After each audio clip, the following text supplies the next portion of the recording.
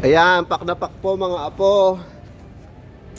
Mga apo, dinala po kayo ng lolo nyo sa... Saan ba kayo dinala? Mga apo, dinala po kayo ng lolo nyo sa Disneyland. Magbe-breakfast lang po tayo mga apo. We are at the Opus Mall. Ayan, and nandito po tayo sa outside seating area nila. Outside meaning wala po aircon dito, mainit. Hindi pa po ako nagbe-breakfast mga apo, kaya po iisihan lang po natin. Or sabi nga nila sa panahon ngayon, kakalmahan lang natin. Pero hindi po ako satisfied sa kakalmahan, kaya mas kakalmahan pa natin mga ka-surprise mga apo.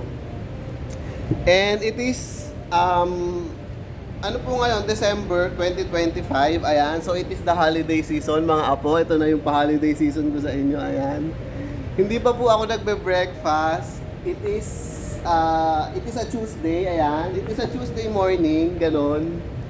And magbe-breakfast lang tayo mga apo. Pero ngayon, may kakaiba sa breakfast natin kasi nasamahan nyo na po ako sa breakfast. Ayan, hindi ko po kayo tinuruan ng healthy option sa breakfast. Pero ngayon mga apo, tuturuan ko po kayo, magbe-breakfast tayo. So without any further ado, tara na.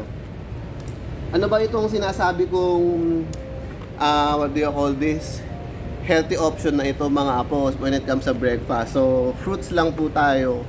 Hindi po ako kumain since 9 in the evening kahapon or last night. So ilang hours na po ako. So almost 12 hours na po tayong walang food. So, almost or beyond 12 hours na po tayong walang food. So, sabi nila maganda daw yun sa digestive system. Ayun, para bang it burns a lot of calories, ganyan. Pero ayaw ko maging technical sa inyo mga apo. Ang gusto ko lang sa inyo ipakita is healthy eating. Ayan.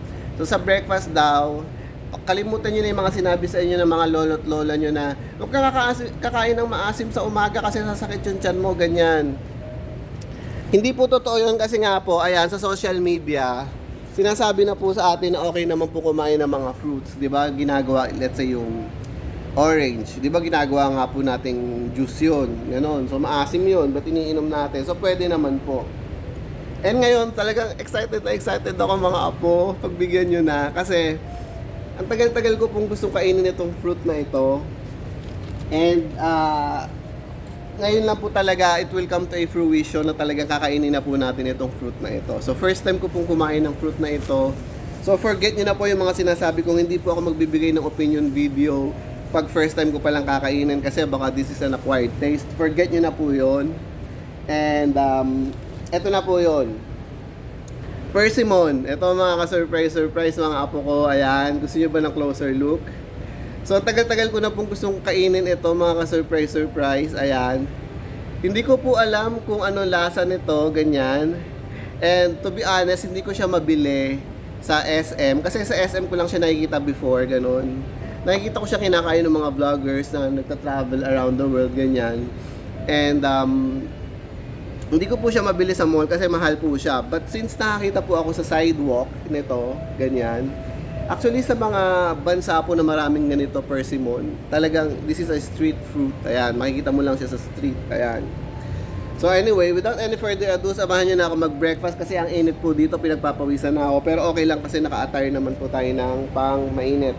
So tara na po, kumain na po tayo. Mag-breakfast na po tayo. Manalangin muna tayo, no? Pagpasalamat tayo. Ayan.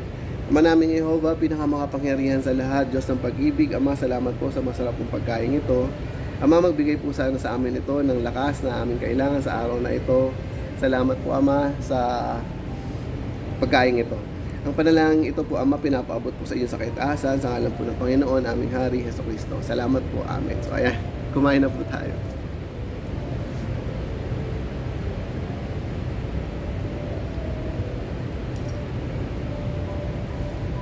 So ganito po siya. Sabi po nila, wala naman daw po mga organic na persimmon. So, pwede mong kainin yung balat niya, pero don't expect na wala mga pesticide na dikit sa balat niya. So, ito na po yun.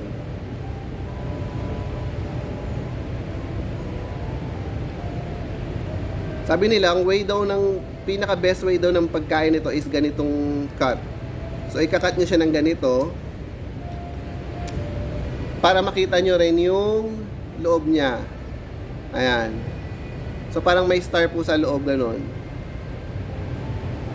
Parang nga siyang apricot, ganon. So ito na po yung mga apo.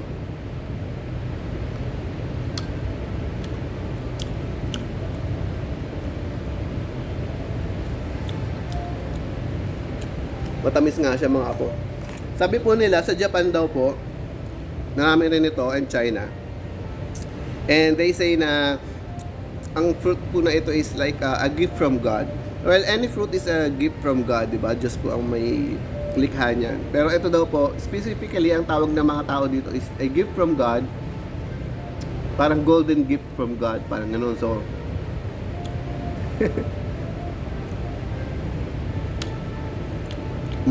ano ba yung lasa niya? Mayroon ba siyang kalasang, what do you call this? Fruit? Wala pa akong masabi mga ka-surprise. Pero ang first impression ko po is matamis po talaga siya.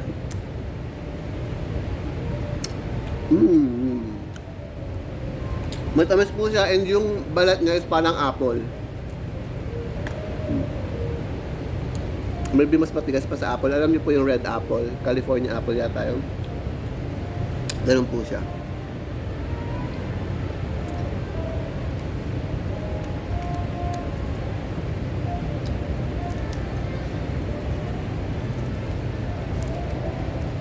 So mga apo ko, plano ko ang kainin ko tuwing breakfast or lunch is fruit na lang. And then sa gabi na lang ako kakain ng rice and yung mga meat. Ganon. Actually gusto ko na nga umiwas sa meat. Ayan. Bago pa man humaba yung video, baka hindi ko matapos itong video na ito nang nasabi ko yung rating ko dito. Hindi na po ako mag-rate since hindi naman ako pro. Ang sabihin ko na lang po is Anon approve, and bibilin ko ba ulit to? Yes. Bibilin ko po siya ulit. 35 pesos lang po ito. Ayan, 3 for 100 sa mga street seller. Ewan ko lang po sa mga SM, gano'n, sa mga supermarket, hypermarket. Ayan.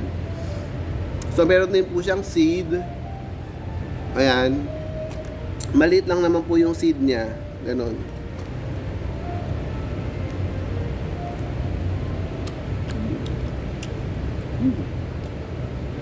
Yum.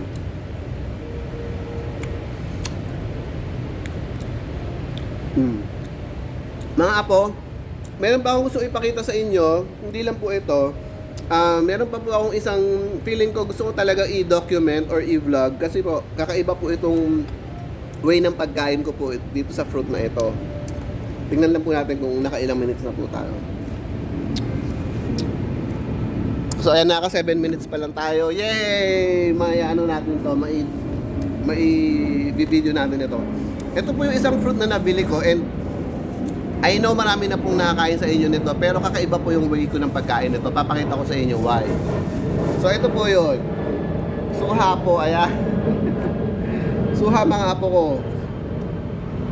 December po ngayon, feeling ko panahon ng suha. I got this for only 50 pesos. Ayan. To be precise, 60 pesos pala. Ayan. So, titikman po natin siya.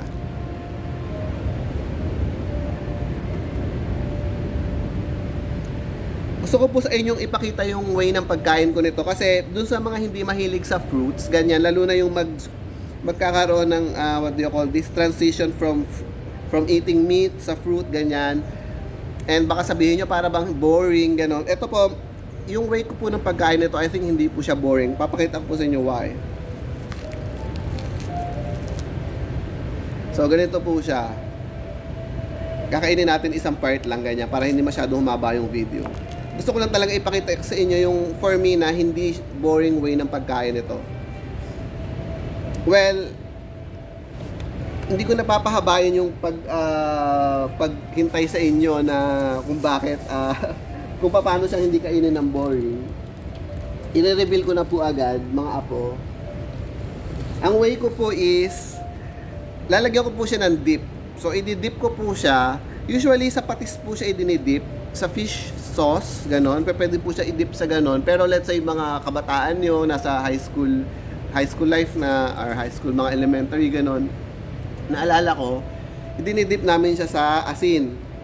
Pero, you know, pag tumatanda tayo, ang dami nating nagiging experiment, naging patis. Pero ngayon, mga ka-surprise, I found a way na or I found a dip na talagang masarap siya for me ha. And i-try nyo rin, may sasuggest ko po sa inyo. Ito po yung bagoong. So i-dip po natin yan sa bagoong, and special mention po sa bagoong na ito, natikman ko na po siya kagabi. Ang sarap po niya, ayun. Masarap po yung bagoong na ito, so ayun. Excellent bagoong. Nabili ko po siya sa Robinson Supermarket, ganyan. Ayan. So mga ganitong size lang. Ayan. Hindi naman tayo magmumukbang. Hindi po tumukbang video mga apo ko. Wala po akong ganun.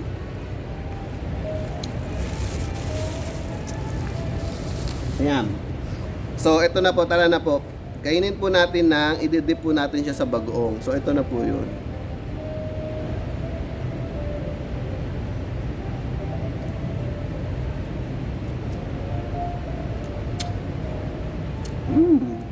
Matamis din po talaga yung lumangan ng sarap.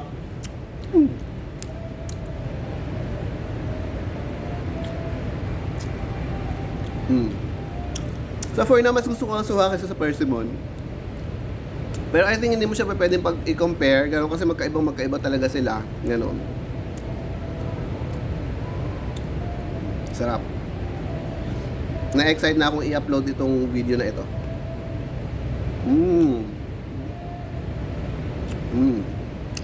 Wala. Wow.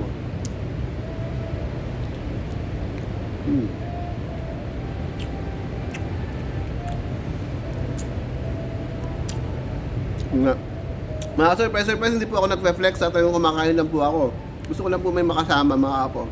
So, what else?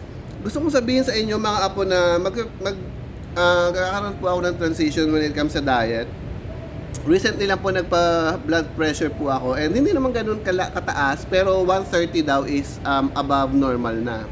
So, ayaw ko naman pong in a long run, tumaas pa lalo. So, what I will do is, ayun nga, when you eat fruits, kesa naman sa rice, ganon, and sa mga meat, mas less po mas maganda po ito sa katawan. Hindi ko na sabihin yung sa blood pressure kasi po meron din po mga fruits na matatamis talaga. Like itong persimmon, talaga matamis po siya. Bawal yata ito sa high blood. Pero this persimmon, I wouldn't dare na i-dip siya sa bagoong. Kasi parang ang masarap na sa bagoong yung mga maasim eh. Diba? Parang naalala ko tuloy nung childhood days ko. Well, child pa rin naman ako, mga surprise mga apo. May nagsabi na yung pakwan daw, yung watermelon, sinawsaw sa ketchup, parang iyo, 'di ba? Parang ganoon yung iniisip ko pag ito sinawsaw mo sa bagoong. So, ang sasawsaw lang po natin sa bagoong is yung mga maasim. Like itong pomelo o suha. Pero itong suha po na ito talaga parang wala akong naramdaman na asim. Talaga masarap po siya. Panahon na po talaga ngayon.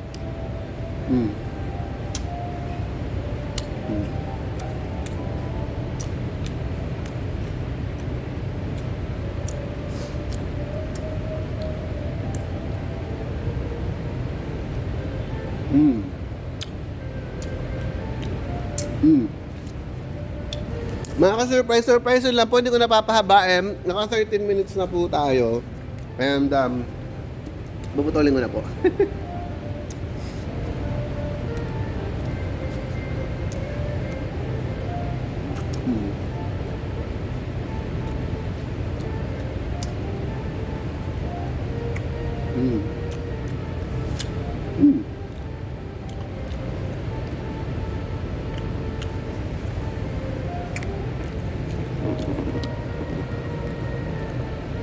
Ito po yung view dito mga ka-surprise. Gusto ba ng 360 degrees view?